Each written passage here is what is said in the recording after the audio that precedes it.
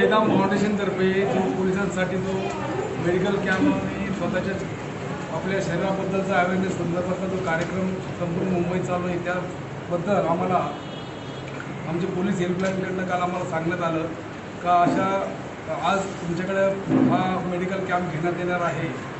त्या संदर्भामध्ये आम्ही आज इथं तुम्ही सर्व आले त्याच्यामुळे मेडिकल कॅम्प आम्ही हा इथं व्यवस्थित पार पाडला। अशा प्रकारचं स्वतःहून आमच्यासाठी तुम्ही लोक करताय त्याबद्दल तुम्ही सर्वांचे आम्ही आभार मानतो।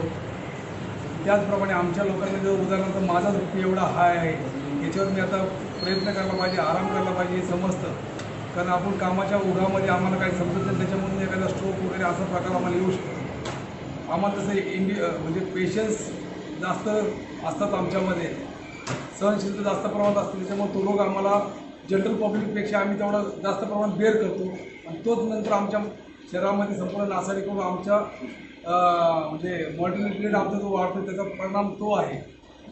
पोलीसवाला सहन करण्यामध्ये एक नंबर असतो, म्हणजे डोकं जरी दुखत असलं तरी पण तो सहन करतो, कारण त्याला माहिती सामान्य पब्लिक थोडं जरी तब्येत बिघडली तरी तो ताबडतोब आराम करतो। ड्युटीची आवाज फिक्स नाही आहे।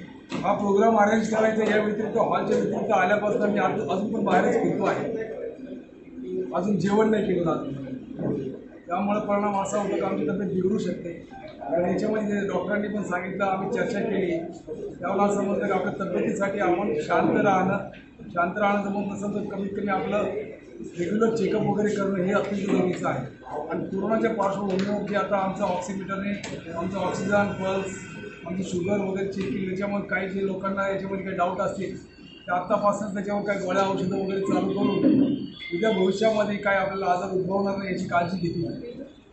त्याचप्रमाणे ह्या कोरोनामध्ये जे डॉक्टरने आम्हाला जे सांगितलं, उदाहरणार्थ ह्या रोगामध्ये आपल्या लंग्समध्ये इन्फेक्शन होतं, ते कोरोनाचे व्हायरस जाऊन आणि खास करून श्वासावर त्याचा परिणाम होतो आणि त्यामध्ये आपल्याला जर शुगर आणि BP वगैरे असेल, ते खास करून BPचं शुगर जर असेल तर तो कंट्रोल करणं जरा अवघड जातं। त्याच्यात नेक्स्ट स्टेज निमोनिया असते, निमोनियानंतर तो ऑक्सिजनची कमी, नंतर मग व्हेंटिलेटर, नंतर अशा प्रकारचा त्याच्यामध्ये मग त्रास होत जातो। त्या दृष्टिकोनातून याच्यामुळं लोकांना अवेअरनेस आलेला आहे आणि आपण हे काम करतो त्यासाठी आम्ही आभार व्यक्त करतो। अशा प्रकारचे काम करणाऱ्या लोकांमुळंच आम्हाला याची शक्ती मिळते का आमच्यासाठी पण लोक किती धावपळ करतात। त्याबद्दल तुम्ही इथं आले, हा कार्यक्रम घेतला, त्याबद्दल तुमची सर्वांची मनापासून आभार मानतो।